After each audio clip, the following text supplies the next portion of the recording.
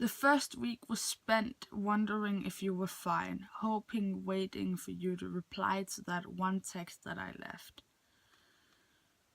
The second week was spent wondering where you went and if we ever meant anything. By the third week, I realized that I probably wouldn't see you again. We were definitely through. The next 2 weeks I spent getting over you, trying not to think of the us that once was. It was, and to this day remains, one of the hardest things I've ever had to do. 2 months later, and I finally felt fine. But then you decided to text, asking me where I went and why we don't talk anymore. 2 months later, I realized just how little we truly meant, asking myself why it had an end if you had no say in it.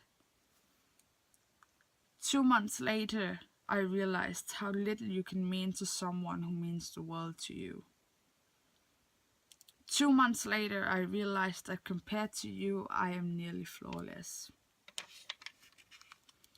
I have a bad temper, and though patience is a virtue I do not have, I could never be like you.